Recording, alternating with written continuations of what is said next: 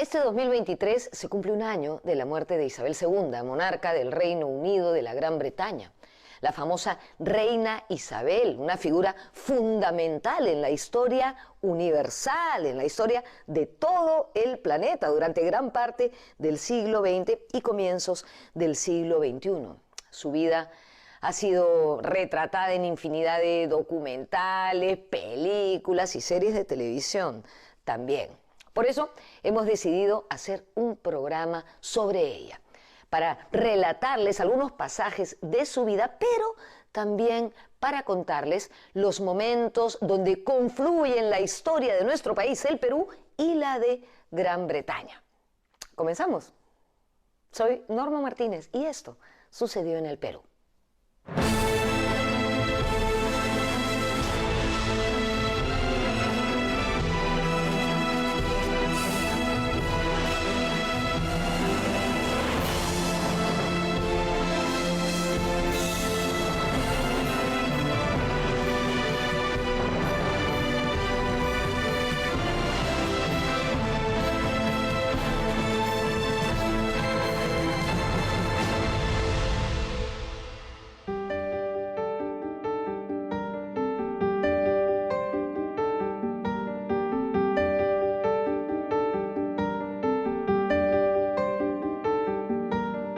El 8 de septiembre del año 2022 murió la reina Isabel II del Reino Unido. Este fue un acontecimiento que concitó la atención de todo el planeta. La reina de más larga duración en toda la historia de Gran Bretaña y la segunda en la historia de Europa había muerto. La reina Isabel II reinó por 70 años, realmente fue una magnífica reina, ¿no? Considerada por todo el mundo, por todos los ingleses, y fue un ancla para el United Kingdom, o sea, el Reino Unido de la Gran Bretaña. El 6 de mayo del año 2023 se realizó la ceremonia de coronación del nuevo rey del Reino Unido, Carlos III, acompañado de su esposa Camila. Esta es la ceremonia de la coronación en la abadía de Westminster. Es una ceremonia sacra con mucho simbolismo. El rey Carlos fue ungido con un aceite que es sacado de los olivos de Jerusalén, y en realidad se encomienda a Dios para poder realizar una buena gestión, ¿no? Así que esto creo que le da una mayor proyección al reinado de Carlos III, ¿no? Muchísimas personas en todo el mundo, incluyendo el Perú, evidentemente, siguieron la coronación de Carlos III, que se transmitió de manera íntegra por televisión y también a través de las redes sociales, ¿no es cierto?, para seguirla en los teléfonos celulares o en las tablets. La coronación de un monarca siempre ha ejercido fascinación en el resto de los mortales, ¿no es así? El 6 de febrero de 1952, cuando se coronó a Isabel II, siendo todavía una jovencita, esto constituyó un enorme evento que fue televisado de manera íntegra. Era la primera vez que se televisaba la coronación de un monarca, en este caso de la reina, a través de la televisión. Ahora sí. En el Perú no la vimos, ¿no? Porque en ese entonces todavía no había llegado a la televisión. Pero meses después, mucha gente la vio en los cines, imagínense.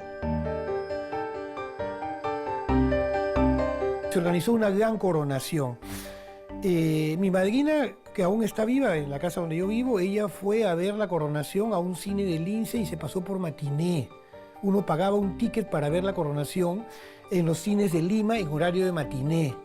Entonces, y llegó 6 meses después de la coronación, llegó el carrete a Lima. Entonces, si vemos que la gente iba al cine a ver la coronación, hoy que lo que vemos en TV, lo vemos en el teléfono, smartphone, entonces, imagínense, la gente hacía sus colas para ver esto. Y eso no es todo, sino que las noticias de Carlos Niño y las fotos de Carlos Niño y de la princesa Ana Niñas salían publicadas en El Comercio y en La Crónica. Mi prima hermana tiene recortes que yo los he heredado y que los he visto yo.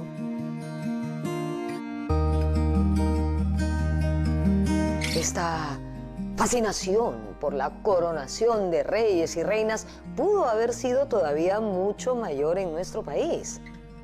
¿Por qué? ¿Se acuerdan que en la época de la independencia San Martín quería una forma de gobierno monárquica para el Perú? Bueno, en la baraja de esos reyes candidatos había uno vinculado a la corona británica.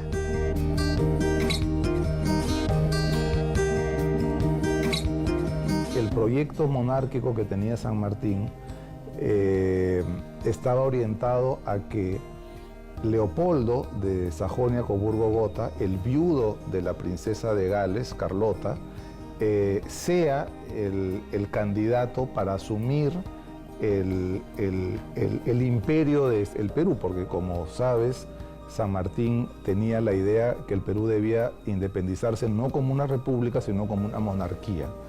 Entonces el candidato en el cual él pensó es Leopoldo, que al final terminó siendo rey de Bélgica. Pero si San Martín hubiera, digamos, tenido lo que él deseaba, entonces Leopoldo, si bien no era británico él mismo, pero era casado, era viudo de la princesa de Gales, hubiera sido el emperador del Perú. Siguiendo con San Martín, seguramente en su afán por establecer lazos con el Imperio Británico, San Martín le envió de regalo al rey Jorge IV una momia supuestamente inca. Le mandó el encargo a través del capitán británico Basil Hall. Él quería que esta momia estuviera en el Museo Británico, pero al final se instaló en el Museo Anatómico de Londres. Ahora volvamos a la reina Isabel. Su coronación tuvo dos procesiones, una primera hasta la abadía de Westminster y una segunda por algunos lugares emblemáticos de Londres, para terminar en el Palacio de Westminster, sede del Parlamento británico. Millones de personas siguieron el evento en las calles o por televisión.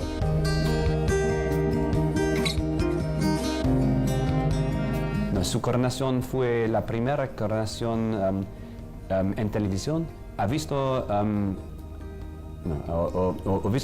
vio durante su vida tantos cambios en términos de exploración del espacio exterior, el avance con internet, teléfonos, celulares, todos, pero con la oportunidad de ser un guía para nosotros. Entonces, eso es algo extraordinario, pero al mismo tiempo lo hizo con empatía, con la habilidad de conectarse con la gente, también con bondad, con gracia, y todas esas calidades que tenemos con valores compartidos también con la gente peruana. El diseñador del vestido de Isabel II fue Norman Hartnell, quien también le había diseñado su vestido de novia. Optó por un diseño que incorporaba los emblemas nacionales del Reino Unido: la rosa de Inglaterra, el cardo de Escocia, el trébol de Irlanda del Norte y el narciso de Gales, aunque este último se cambió por el puerro, símbolo oficial de ese lugar. También pidió que se añadieran símbolos nacionales de los países de la Commonwealth o la Mancomunidad, como la acacia de Australia, el helecho de Nueva Zelanda, la hoja de arce de Canadá, el loto de la India y el trigo, el algodón y el yute de Pakistán. Para la vestimenta, para atender a la reina, los filtros tienen que haber sido más todavía.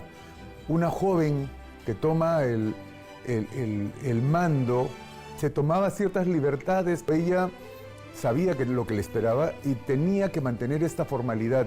No tenemos muchos diseñadores conocidos con nombre y apellido.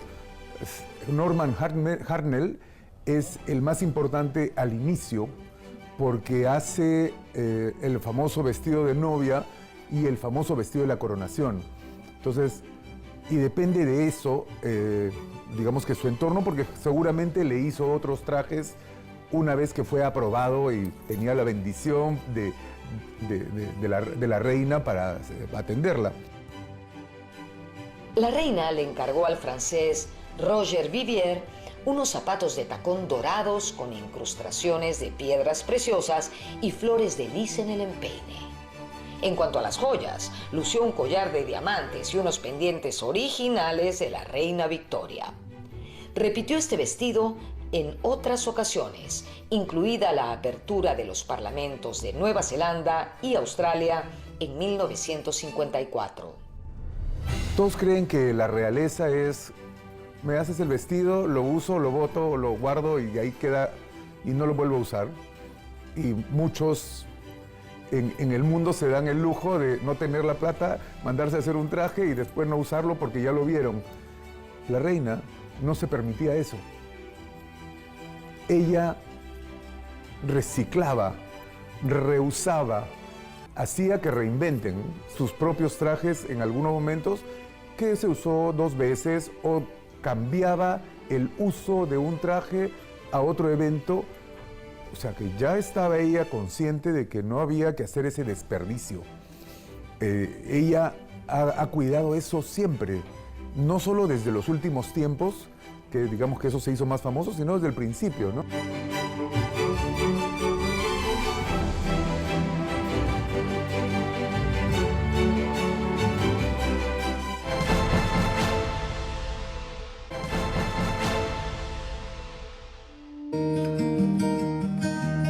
Elizabeth Alexandra Mary Windsor, Isabel II, nació en Londres el 21 de abril de 1926.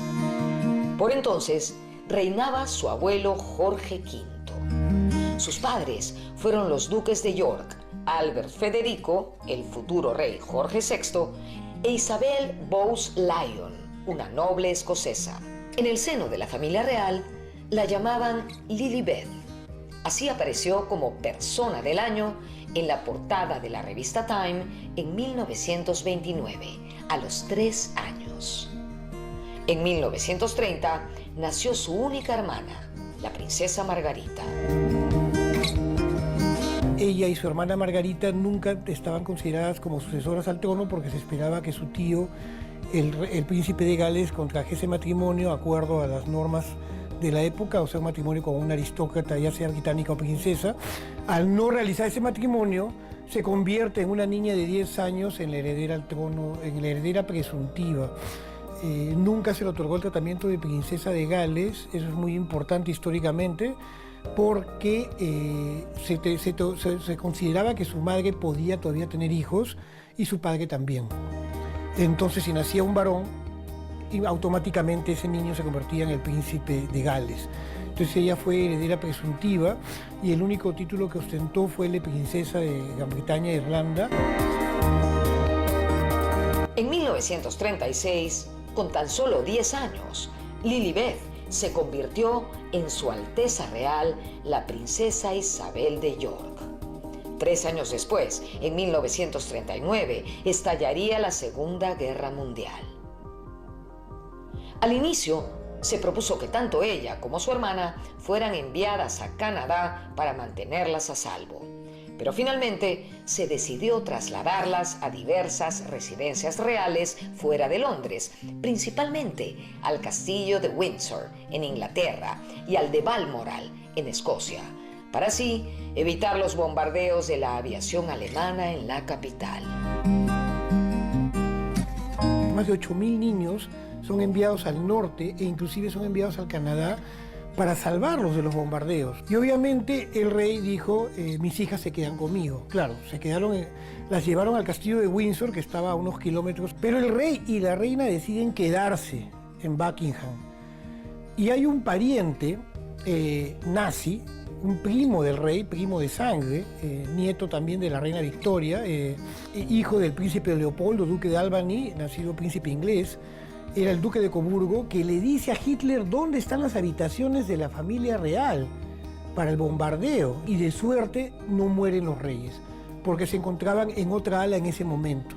Pero el bombardeo cae en las habitaciones. Eso, más el ir diariamente al barrio donde estaban las fábricas, que eran los barrios bombardeados, a ver a los heridos, por parte de la reina madre, que murió centenaria, y que también iba el esposo Jorge VI, pero sobre todo ella, y dio una unidad que no se rompió nunca, hasta la muerte de la propia reina madre o hasta la muerte de las personas que recordaban eso.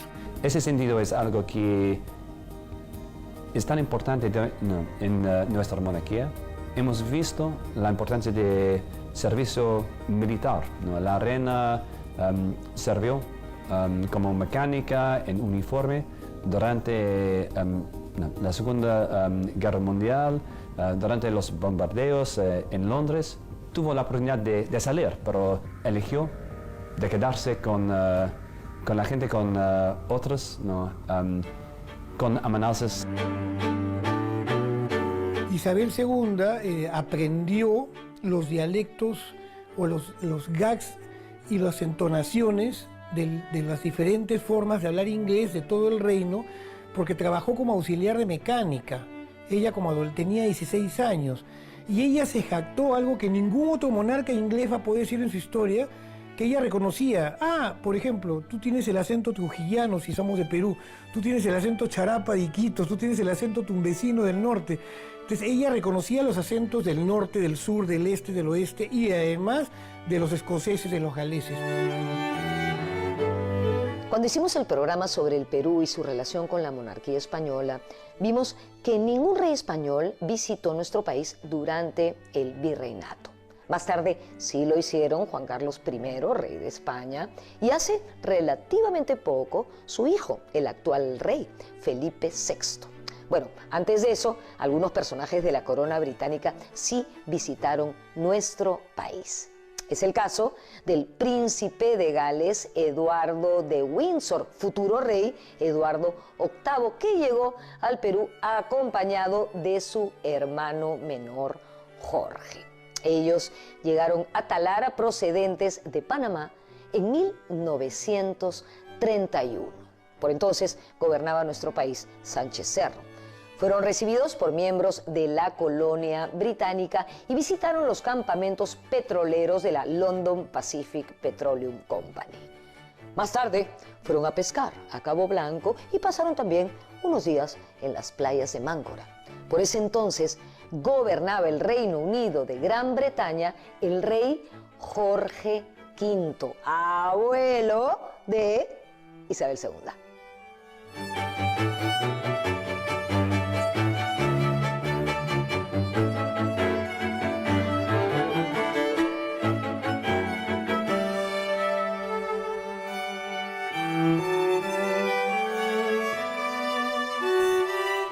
La relación de la Casa Real con el Perú es una relación interesante. Por un lado, está las múltiples visitas de miembros de la Casa Real británica al Perú, empezando por la del futuro Eduardo VIII, cuando era príncipe de Gales, durante el gobierno de Sánchez Cerro. Y ahí es interesante porque el ministro de Relaciones Exteriores en ese momento era el general Ernesto Montañe Marcolls. En ese momento era coronel. Y Montañe era nieto de británicos. Entonces un anglo-peruano, por decirlo de alguna manera, fue quien es canciller en la visita del príncipe de Gales. Eduardo y su hermano Jorge visitaron las ciudades de Piura, Lima, Arequipa, Cusco y Puno. El presidente Sánchez Cerro condecoró al príncipe de Gales con la Orden del Sol del Perú. A cambio, fue galardonado con la Gran Cruz de la Orden del Imperio Británico. Hubo recepciones, banquetes y un baile de gala en el Club Nacional.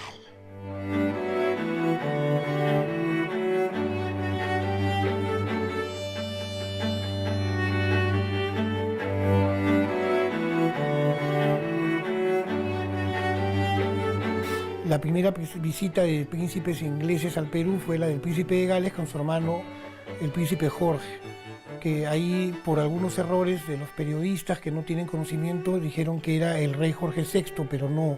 El que vino fue el hermano menor que se llamaba Jorge Jorge VI tenía el nombre de Alberto. Vino Eduardo VIII con Jorge, el futuro duque de Kent, futuro, aún no duque de Kent, porque hay que dejarlo bien en claro. En 1936, Eduardo de Windsor asumiría el trono de Reino Unido como Eduardo VIII. Sin embargo, antes de cumplir un año de reinado, abdicó la corona para contraer matrimonio con la estadounidense Wallis Simpson.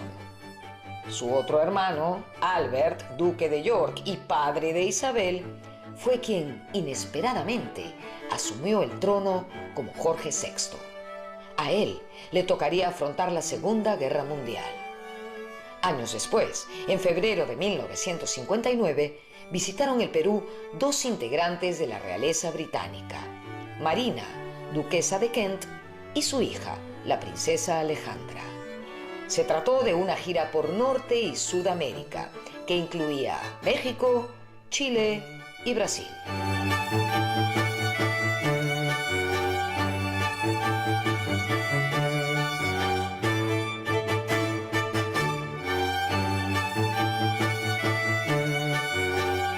Viene la duquesa de Kent, que es Marina de Grecia, viuda del príncipe Jorge, que había muerto en la Segunda Guerra Mundial. Viene con su hija Alejandra, y ellos son condecorados con la Orden del Sol, y se le entrega la Orden del Sol con brillantes, igual que al esposo y al tío Eduardo VIII.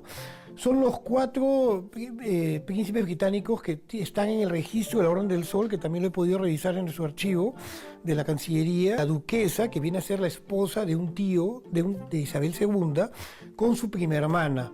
La prima hermana tiene una foto fantástica que circula en Gran Bretaña, que yo la he podido ver en una biblioteca británica, pero no en Perú, donde ella está vestida de ñusta en el Cusco, con la ropa cusqueña.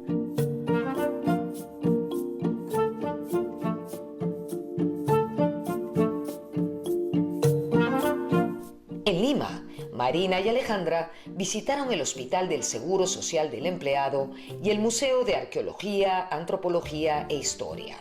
Además, participaron en una ceremonia en el Panteón de los Próceres, donde se rindió homenaje a 2 importantes figuras de nuestra independencia con orígenes británicos, el general William Miller y el almirante Martín Guise. Como dijimos, en febrero de 1952, tras la muerte de su padre Jorge VI, una jovencísima, tenía solamente 25 años, Isabel II, asumió como monarca del Reino Unido. 5 años antes, en 1947, ella se había casado con un aristócrata nacido en Grecia, Felipe de Edimburgo. Ellos, acá entre nos, eran primos segundos. Bueno, la cosa es que nadie vio con muy buenos ojos este matrimonio porque se consideraba a Felipe un extranjero advenedizo, ¿no?, de sangre griega y danesa, y además algunas hermanas de él se habían casado con aristócratas alemanes vinculados al nazismo. Felipe de Edimburgo, por los 4 costados, tenía sangre real, era descendiente de los zares de Rusia, era descendiente de los reyes de Dinamarca, su abuelo había sido rey de Grecia, pero para la nobleza inglesa era un advenedizo y hasta una persona de pocos recursos. El objetivo de la corte británica era casarla con un duque británico de rancio abolengo de la nobleza para que todo quedara en sangre británica.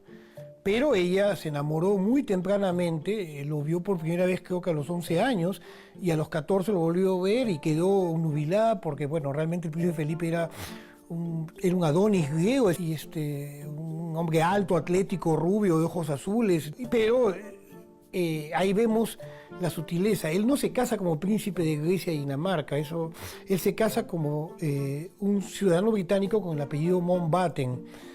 Lo obligan a nacionalizarse británico y él adquiere el apellido Mountbatten de su familia materna, porque era la familia de su madre, que su madre era Alicia de Battenberg, y la familia Battenberg descendía de Victoria de Hesse, la hermana de la zarina de Rusia y la hija de Alicia de Hesse y Alicia de Gran Bretaña, Irlanda del Norte.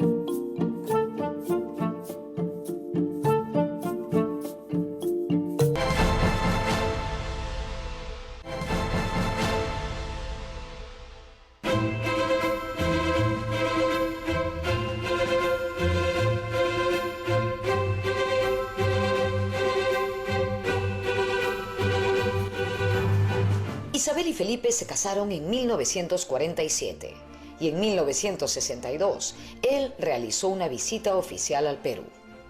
Aterrizó el 21 de febrero de 1962 en el aeropuerto de Lima Tambo con una reducida comitiva, pero con 200 maletas. Fue recibido en Palacio de Gobierno con honores de Estado por el presidente Manuel Prado. En su trayecto hacia el centro de Lima, realizado en un automóvil descapotable, miles de personas lo aplaudieron y saludaron. Parecía una estrella de cine.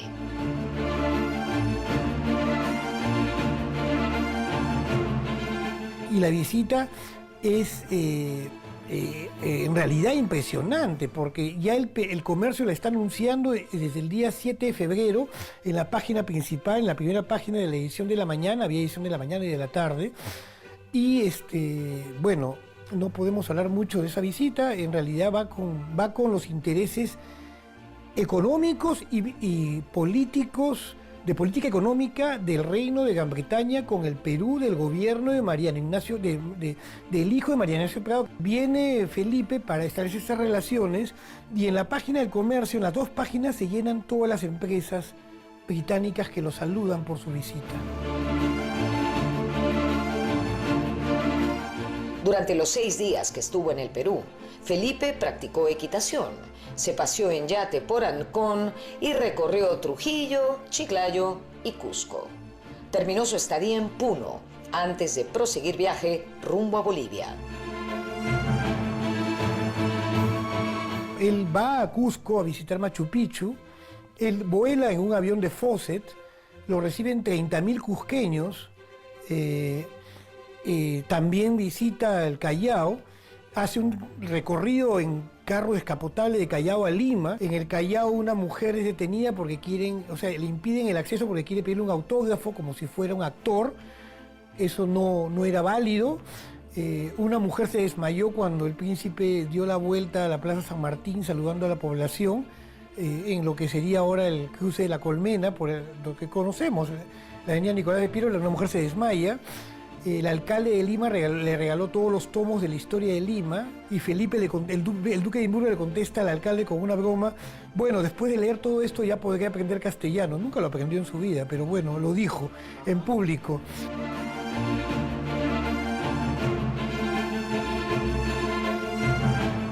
Las relaciones entre Perú y el Reino Unido se distanciaron a partir del golpe de las Fuerzas Armadas, encabezado por el general Juan Velasco Alvarado en 1968. Velasco optó por el acercamiento a los llamados países no alineados, entre los que destacaban Egipto y la India.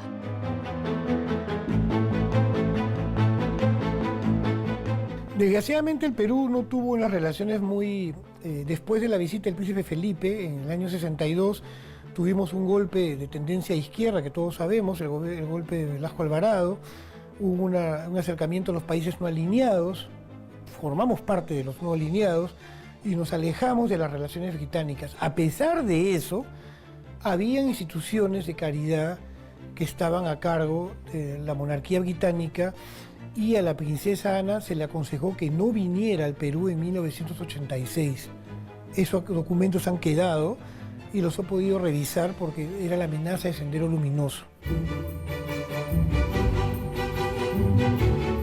Fue recién en 1997 que la segunda hija de la reina Isabel y Felipe de Edimburgo, la princesa Ana, llegó de visita a nuestro país.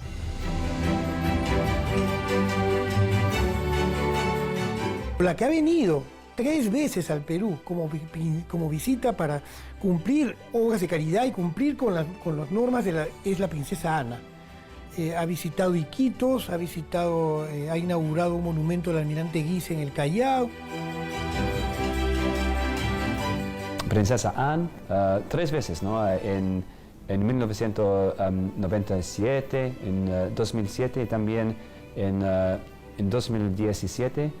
Para conversar sobre los Juegos Olímpicos, también sobre los Juegos Panamericanos, pero al mismo tiempo para lanzar un buque en Iquitos para ofrecer servicios de salud a través de una organización benéfica, el Vine Trust, Este es, ahorita hay un buque que se llama The Hope of Fourth, que está sirviendo como la monarquía a la gente de Iquitos y otros.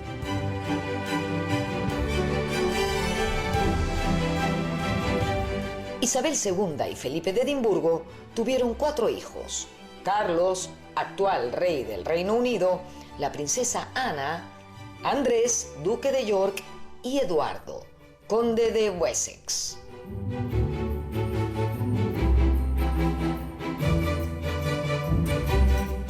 Los biógrafos han podido decir que ella cumplió sus deberes de soberana a cabalidad y los descuidó totalmente en la usanza moderna, que hoy en día vemos que uno tiene que estar al lado de sus hijos, llevarlos al colegio, tratarles de educarlos. No, ella nombró nanas, ella los veía muy pocas veces, pasaron meses sin verlos en sus primeros viajes como reina. Tuvo un viaje de 6 meses a toda la Commonwealth, tuvo 6 meses sin ver al niño, todo lo contrario de lo que llegaría a ser su nuera Diana de Gales cuando le dijo a la reina: yo me llevo a mi hijo a la gira porque no voy a dejar al pequeño solo.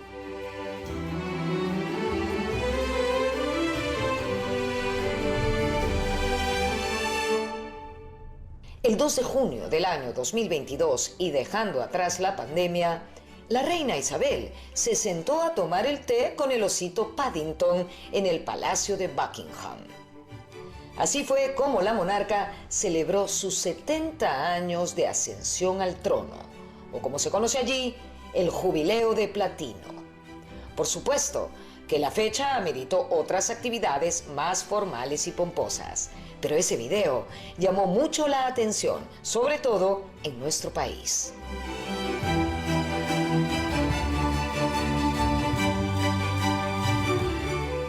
Un británico puede no tener ni idea de dónde queda el Perú, puede no saber nada acerca de nuestro país, pero sí sabe quién es el osito Paddington. ¿No es cierto? Famosísimo personaje que nació de un cuento del escritor Michael Bond. Se dice que en la Navidad del año 1956, estaba caminando por la calle y en una vitrina vio un osito de peluche. Y allí nació esta idea de escribir un cuento inspirado en él, que vio la luz en 1958. A Bear Called Paddington, o sea, un oso llamado Paddington. Este era un oso de color miel, originario de los bosques profundos del Perú. Fun fact, cosa curiosa, Michael Bond nunca conoció nuestro país. Este personaje inspiró una colección de libros, una serie de televisión e incluso una película. Y si bien su creador nunca estuvo en el Perú, sí lo hizo su hija, Karen Yankel, con motivo de la inauguración de una estatua en honor al personaje infantil en Miraflores. En esa ocasión, ella dijo: el osito Paddington es un símbolo de la fuerte relación entre el Perú y Gran Bretaña y un ícono del inglés británico en el mundo.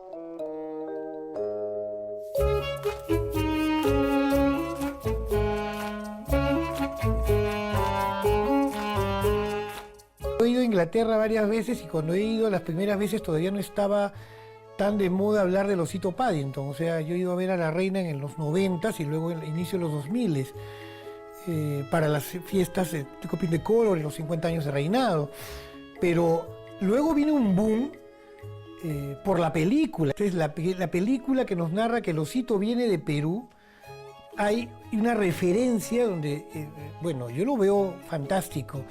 Yo he viajado mucho por Estados Unidos, por otros países, casi nadie sabía de dónde venía yo. Me decían generalmente que de dónde era, dónde quedaba Perú, en algunos lugares me decían África, en otros países me decían Asia.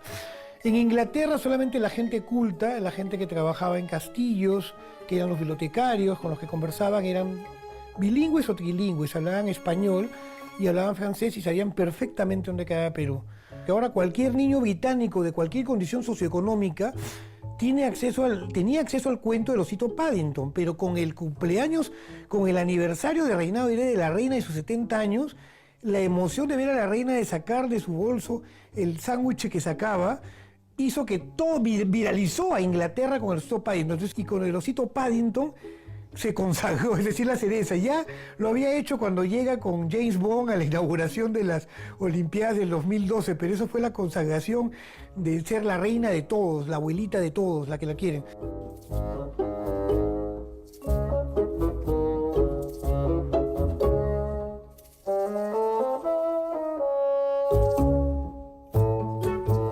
En la tercera película del oso Paddington, que aún no se estrena, el entrañable personaje regresa a su tierra de origen, el Perú.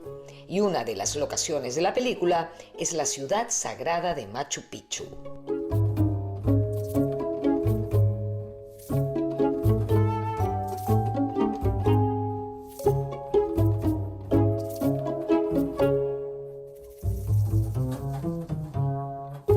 Queremos compartir nuestra cultura. Hay varias organizaciones para nosotros que son muy importantes, incluso el británico, que se fundó en 1937, casi 100 años atrás, y con otros son muy importantes para promover el idioma inglesa, pero también nuestra cultura, la cultura de osito, de Paddington, también el mundo de Harry Potter y los libros, pero en realidad nuestra cultura es muy amplia, tiene una historia profunda, incluso los castillos, los museos y por supuesto también tenemos como un país o tuvimos un rol importante como apoyo en las guerras de independencia del Perú con héroes como Gise, Miller, Cochrane, otros.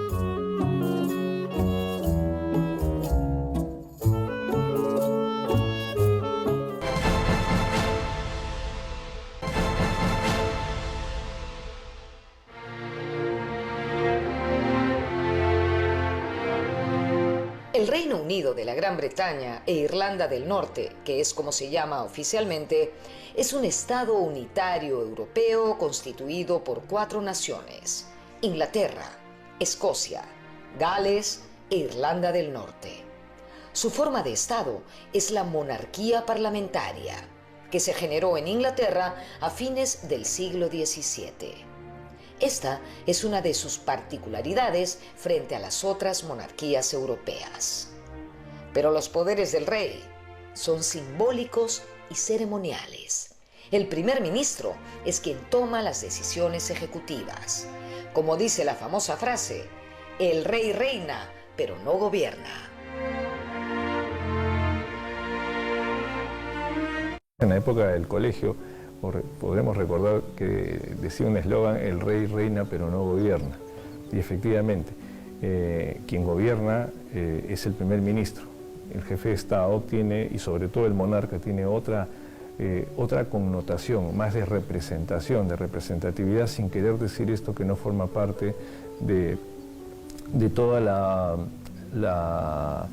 el esquema jurídico y político del Reino Unido. Ese es el equilibrio y las formas deseables que todo rey debería tener.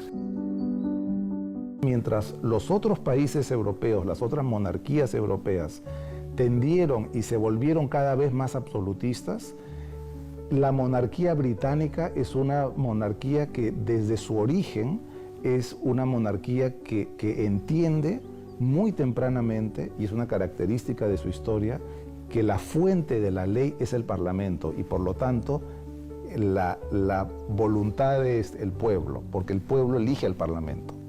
Entonces esa debilidad, entre comillas, de la monarquía británica, al final ha terminado siendo su fortaleza. Y esa es la razón por la cual es una de las pocas monarquías europeas que sobrevive. Entonces, y al mismo tiempo, y esto creo que es una paradoja igualmente extraordinaria, esta figura que tiene muy pocos poderes reales es la figura central en la política británica. Entonces es un sistema que creo que ha generado un balance sano. El rey es el jefe del Estado y cabeza de la Iglesia Anglicana. Es también jefe de la Commonwealth, la Mancomunidad de Naciones, una organización internacional compuesta principalmente por antiguas colonias británicas.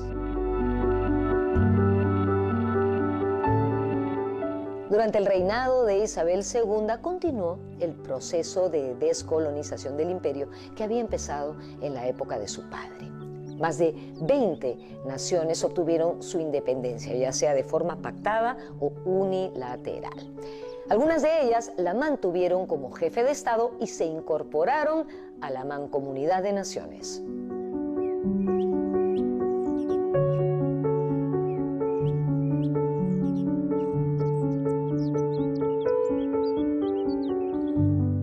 Cuando entiende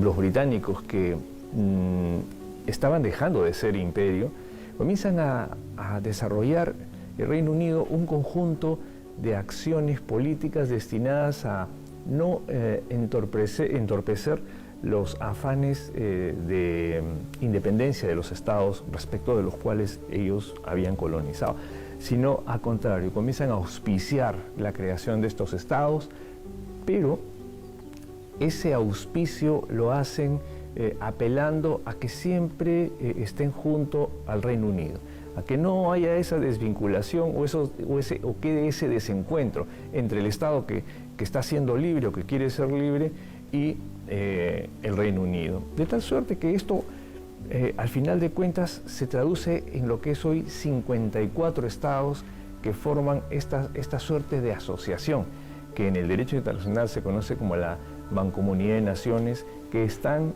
próximos al Reino Unido y que además en algunos países el rey, en este caso Carlos III, es monarca de estos, por ejemplo Canadá, por ejemplo Australia.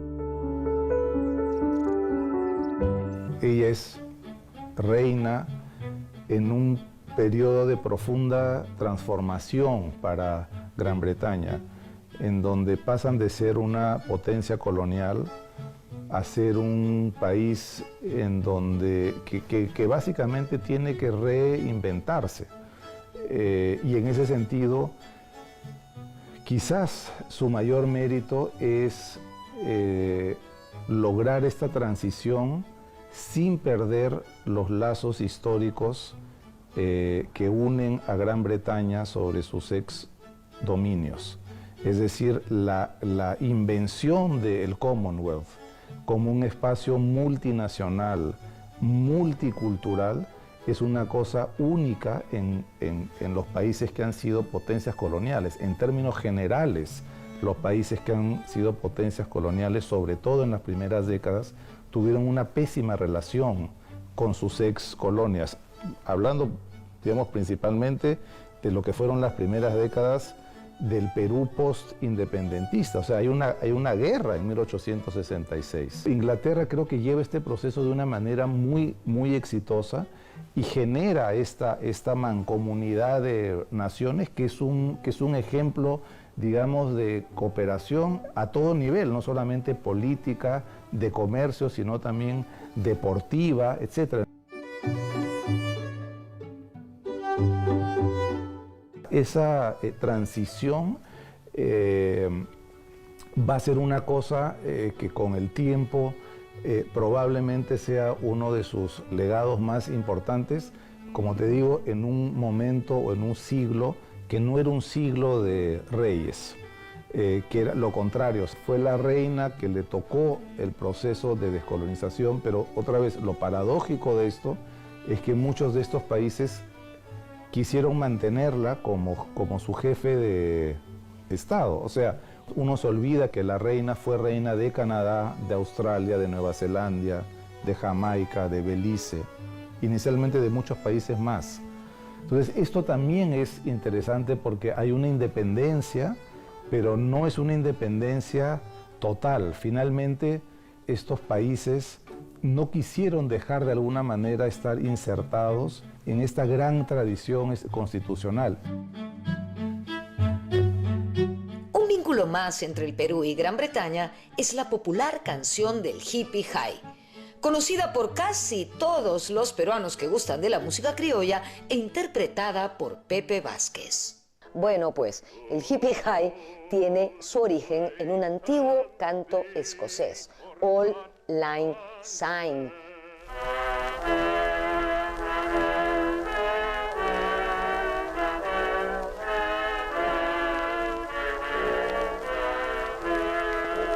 Que es un tema que se canta en las Islas Británicas para expresar tristeza por la partida de los seres queridos y esperanza por los nuevos comienzos. Su letra se atribuye al poeta escocés Robert Burns, quien vivió en el siglo XVIII. Así que ya saben, la próxima vez que estén en la peñita bailando el Hippie High, ya se pueden sacar esta información. Y todo, ¿gracias a qué? A Sucedió en el Perú, pues. Nos vemos en la próxima.